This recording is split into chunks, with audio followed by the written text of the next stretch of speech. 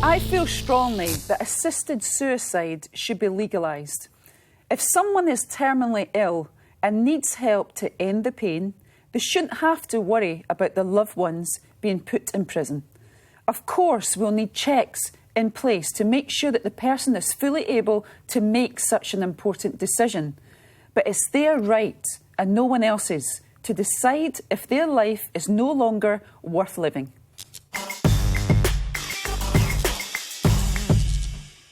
Michelle, I completely disagree with you on this one. I think it is not our place to play God.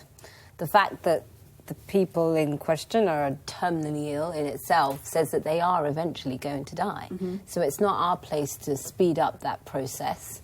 A lot of the time, these people are in a place where maybe they are not mentally capable to decide whether or not they should live or die. And at the end of the day, we don't know what happens when you die. So we actually don't know if it's going to be better for them when they leave this planet.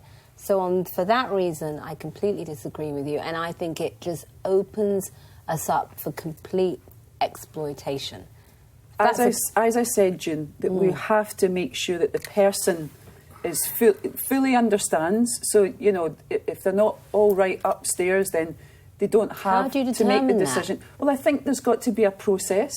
I think that if they're in tremendous pain and it's a terminal illness, then they should decide on their life. They should be in charge of their own destiny, and it's between them and a doctor, and the doctor looks after them and they decide together. And then, of course, they need to discuss it with their family, but at the end of the day, the family shouldn't decide, because we don't want, you know, I'm not saying that people will get into trying to do their insurance or anything like that, bump them off so that we don't have to pay for their old, you know, home, the carer's home.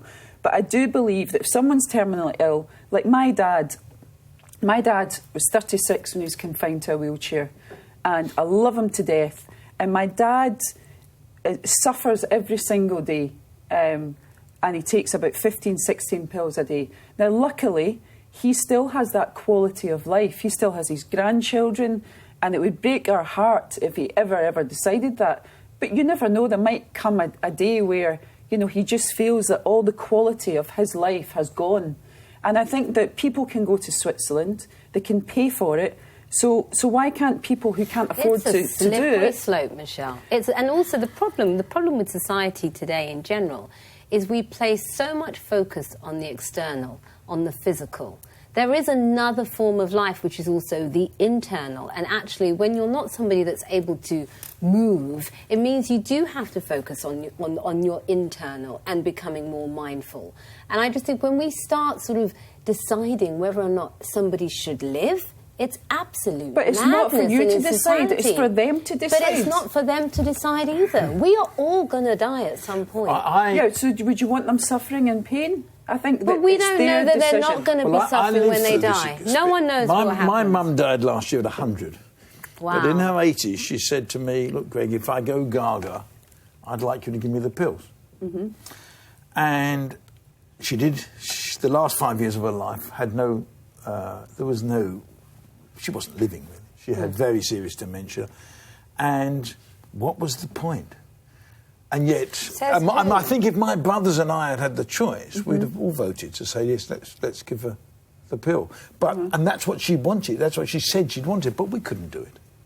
And I often think the problem is not when people are able to make the decision themselves. It's when they're not able to make the decision. They're living a life that has no value, even to them. My mother would have hated the last 5 years. If she'd known what it was like, that she'd have hated the last 5 years of her life. But she would have hated the last 5 years with the perspective of who she was before.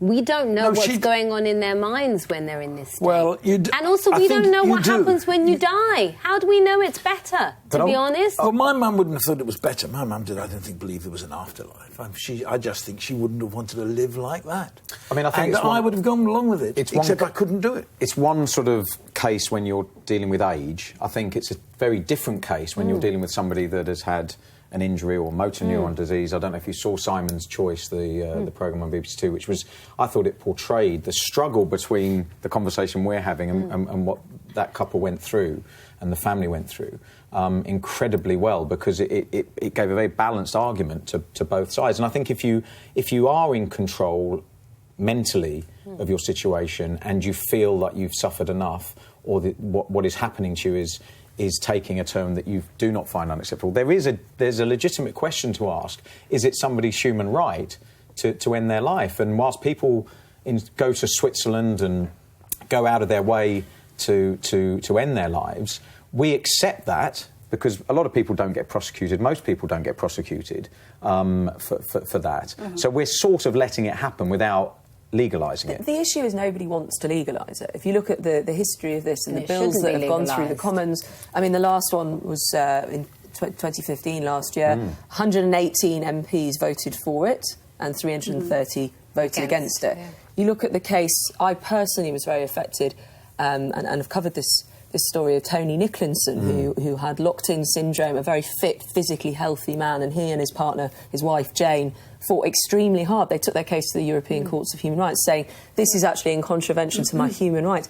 He was able to communicate through this limited way of speaking, of saying, I am in hell. Yeah. So when you say we don't know what's going on inside, even somebody with locked-in syndrome is able to communicate they are in hell. And you can't see a man like that, as sort of a over 6 foot guy, you know, crouched over in so much pain. It's killing his wife, it's killing his children.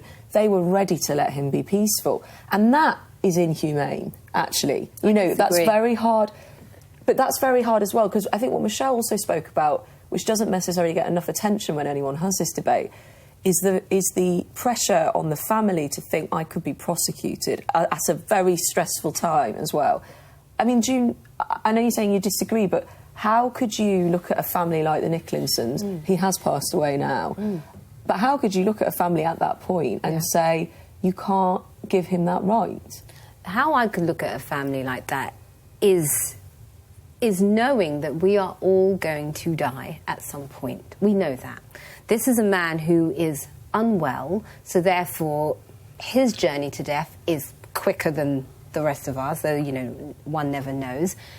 But nobody knows for sure what happens when you die. So how do we know it's better? Why should that man go through all that pain? Because there is a natural process to life. There's a natural process to life, Michelle. And that's saying because you're in pain that you no longer have something to contribute to society, which is absolute rubbish. And Canada legalised it, where they're offering a doctor to assist as well. So Canada has legalised it. But only for Canadians, so you can't. But I think doctors at one time there was a degree of flexibility. Before Harold Shipman. Before Shipman. Yeah. And Shipman changed it all, because if you're a doctor, you're scared to death now to give the extra boost of morphine. Yep.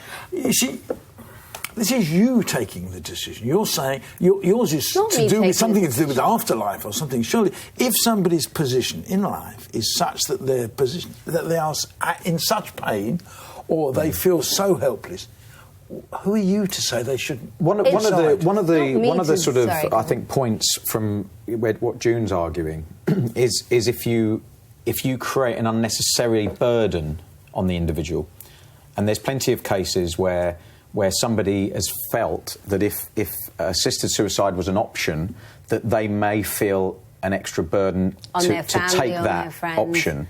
So we have to, as you're saying in your intro, it's very important that the process of deciding is absolutely vital, because that, for me, is the worst situation that you can have if it was legalised, is that people will think, well, my family are suffering, I owe it to them to sort of end my life, and that equally is an unfair burden on that individual. Michelle, let me ask if you don't mind. You know, with your father, and obviously a very young age for whatever happened to him that happened. If he came to you and he said, I'm done, you know, have you had that discussion as a family about how you'll approach that? No, because my dad is really happy. He suffers a lot, he suffers in pain a lot, but his grandchildren and his family keep him going, and he's still got a quality of life. If he was to come to me and the family and say, you know, the pain is too much now, I'm deteriorating, and he is deteriorating, you know, that's life. I want to end my life. I would be heartbroken. I would try and make him change his decision. But you want him legally to have an option. My dad, June, he's in charge of his life. Which is fine. But that's fine then. because he can make that and choice. I would have to just but if you accept his decision. When I used to go and see my mother in an old people's home where the quality of life for an awful lot of them wasn't very good, my mother didn't want that.